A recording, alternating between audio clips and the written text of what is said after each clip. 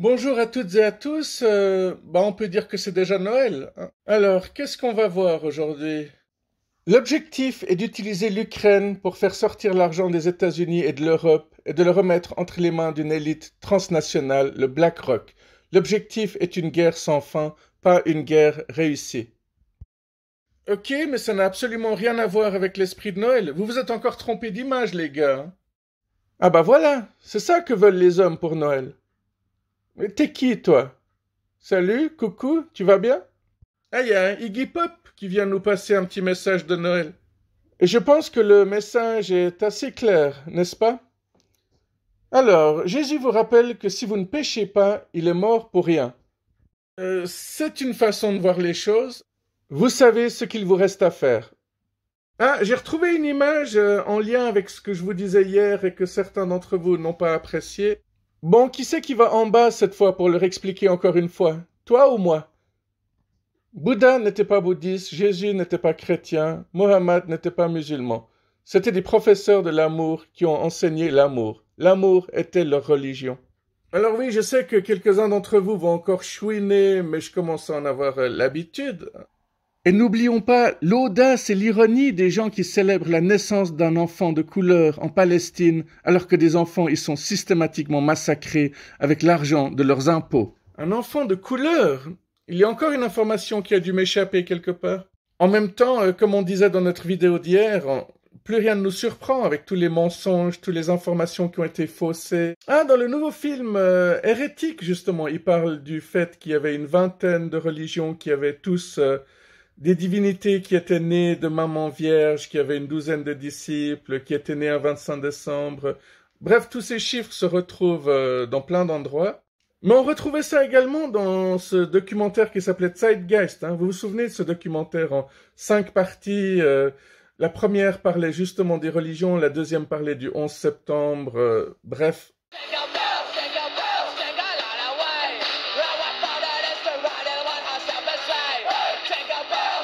Ah, j'étais pas prêt pour ça. Ah, il y a encore cette image-là.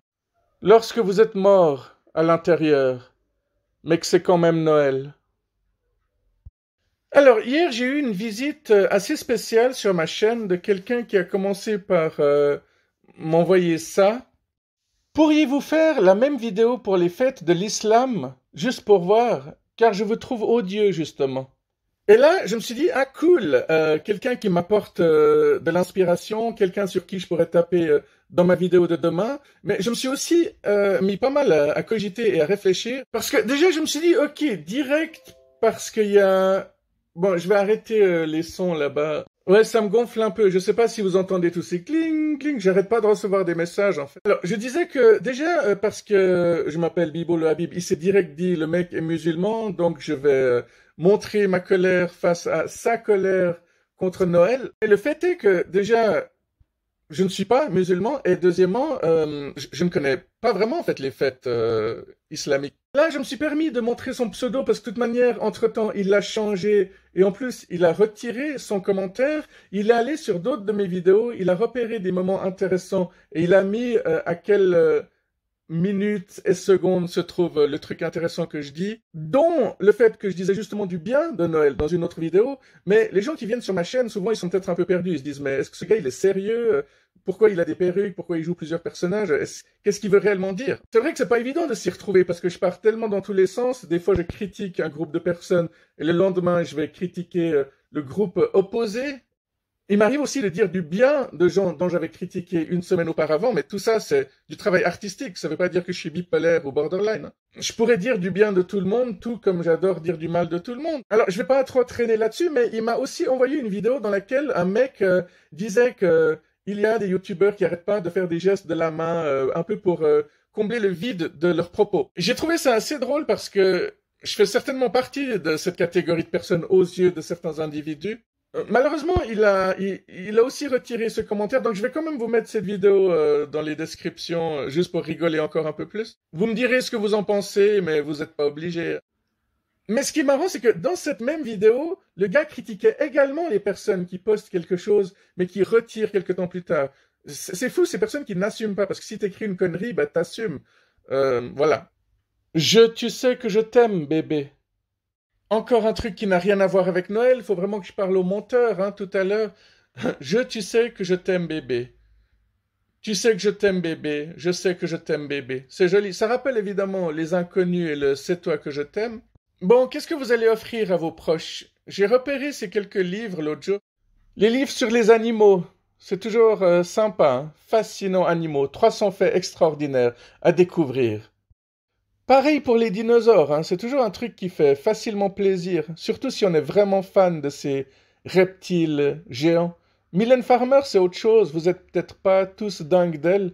Par contre, ce petit jeu Too Drunk to Fuck, euh, je pense que c'est un régal. À coup sûr, vous pouvez l'offrir, vous allez faire plaisir. Alors, il va de soi que c'est tiré de la chanson des Dead Kennedys, hein, évidemment. Quand le Père Noël divorce, supprime les lipides, les glucides et s'inscrit sur Tinder. Moi je dis c'est la classe. Est-ce que vous connaissez Enora Hope?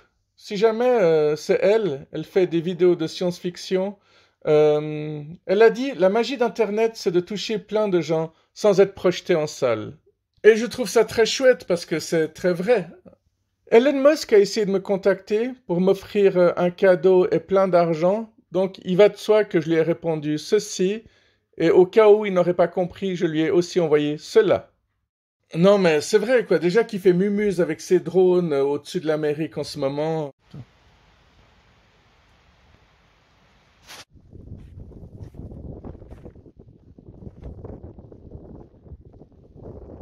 Ah, je peux rajouter quelque chose. Ah, je peux rajouter quelque chose. Oh non, toi, t'as déjà assez vu hier. Ah, je peux rajouter quelque chose parce que hier, je n'ai pas eu le temps de finir ma vidéo. Elle était déjà beaucoup trop longue, hein.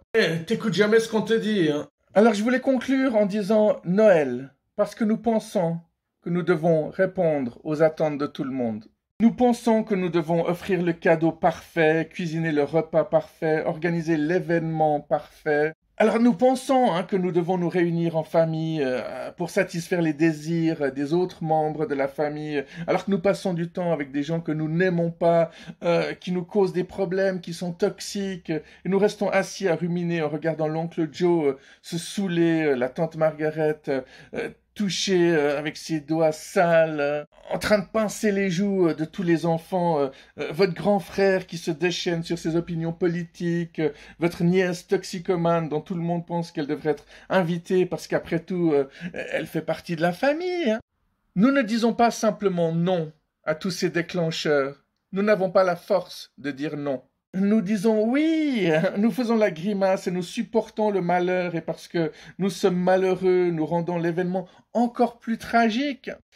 Bon, en conclusion, apprenez simplement à dire non. Hein. Je pourrais m'arrêter là, mais apprenez simplement à dire non lorsque vous êtes invité à passer du temps avec des personnes toxiques. C'est pourtant pas compliqué, quoi. Et vous n'aurez plus à faire face à ces déclencheurs dont je vous parle, à la colère. Vous n'aurez plus besoin de vous sentir frustré. Et sur ce, joyeux Noël, quoi.